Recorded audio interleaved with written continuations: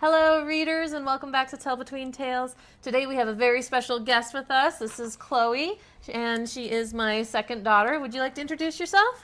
So, I'm Chloe, and I like to read fantasy books and She likes to read a lot of middle grade books, and she does a lot of different genres and a lot of fiction, a lot of historical fiction, and she's practicing for the Battle of the Books right now. They're gearing up for that competition in 5th grade, and so she's been reading a lot through the list. And today, she is going to help us with our book review today. Would you like to introduce our book? yeah, so our book today is The Vanderbeekers on 31st Street by Karina Young Glasser. And here is the book. This was the book that we read for our book club, just as our family book club. And Chloe picked this book for us to read. Would you like to tell everybody why you picked out this book?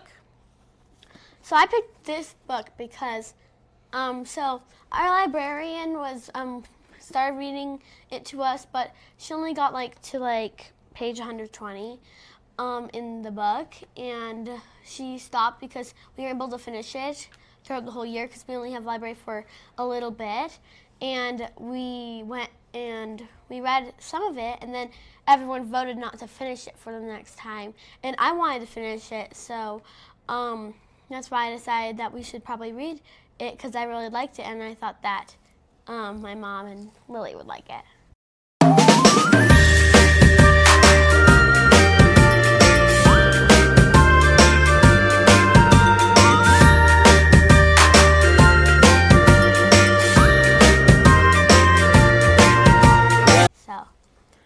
So we read this one for our book club last month. And this is the book that we're recommending right now because it takes place 5 days before Christmas. And it works its way up to Christmas, so it's a great book to read right around the holidays. It's not in and of itself a Christmas book, but it has a lot of the Christmas atmosphere and the Christmas kind of themes, and they're getting ready for Christmas, and so they talk about gift giving, and so it's still a great book to read around the holiday season, to read around right now. Yeah, and also something very good about this book is it's also a very family, it's like family getting closer together book, kind of. Yeah, so one thing that I really loved about this book is that it is about a family of 5 kids, and it's a very wholesome book, and the family is very loving. And I feel like there are not a lot of books out there about the whole family and about a strong family and about family ties. I feel like there's a lot of books, especially in fantasy genres that we like to read a lot, or even in historical fiction, that the families are broken. They're either missing a mom or a dad, or the children are estranged from the parents. There's problems within the family that are really, really big issues, and there's a lot of tension, and there's a lot of broken families in the books that we read about, or the siblings are fighting a lot. There's people who aren't talking to each other, and this book is just a really great, wholesome book about a family pulling together during a really difficult time, combining their strengths to achieve something that they would not have been able to achieve by themselves.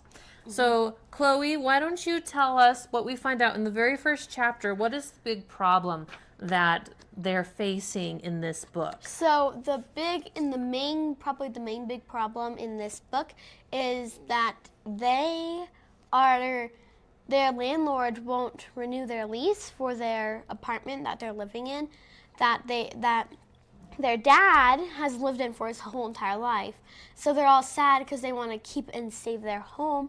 So they're trying to save their home in this book, and they all work together. All the kids get up and work together to try and make the landlord allow them to renew their lease. Yeah, and they only have like 5 or days. 6 days in order to change his mind. So at the very beginning, 5 days before Christmas, they're told by their parents that they have 2 weeks and they have to be out of the house by the new year. And Chloe, if you want to hold it a little bit closer, you can see the landlord up at the top. It's a brownstone in New York. And then their neighbors live above them. So the landlord lives on the top, and then they have some really great neighbors that live above them.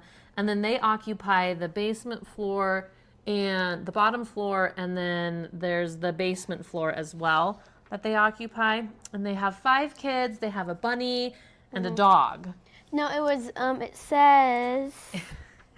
So there's a lot of people. It was, there's a lot of chaos. It says their pets, a dog named France, a cat named George Washington, and a house rabbit named Pagani.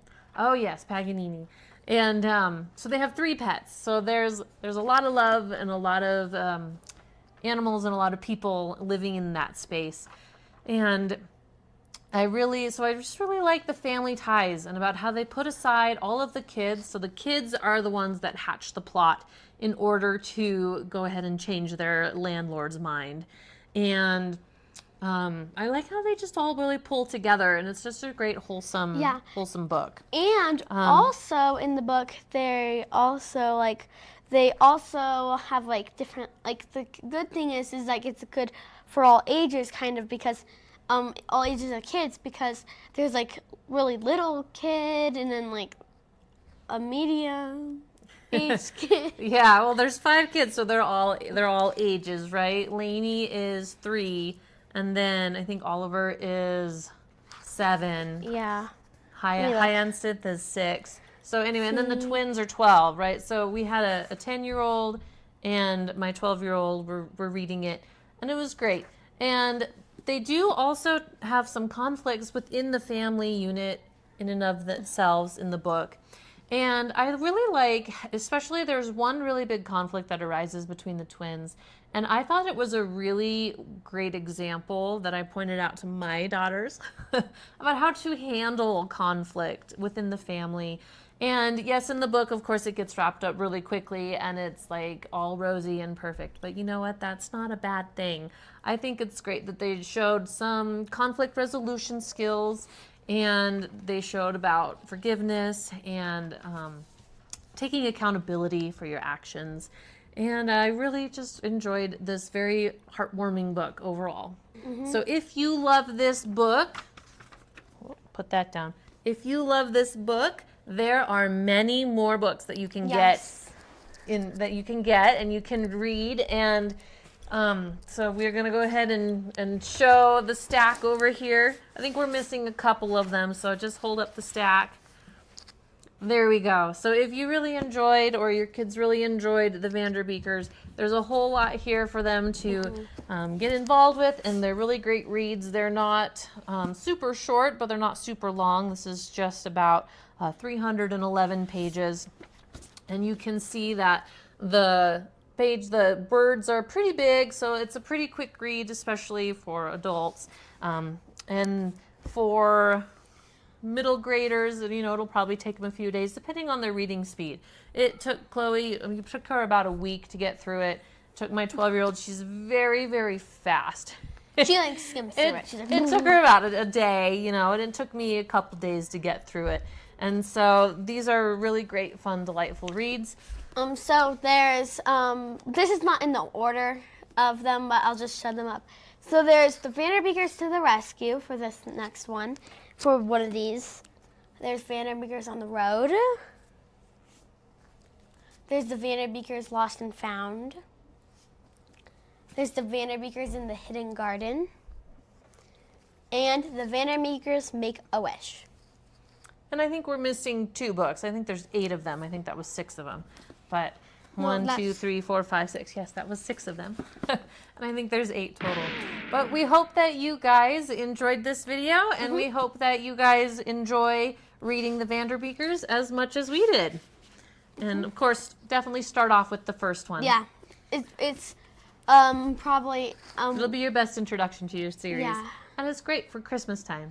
All right. And it's also it's one of those books where you need to read them in order, not all scattered around, because it like introduces in this, and it like introduces and it begins the story, kind of. All right. Thank you so much. If you liked this video, please drop Chloe a comment a comment below telling her how much you loved her video and how great she did. And hit that like button and don't forget to subscribe. Thank you very much. Bye. Bye.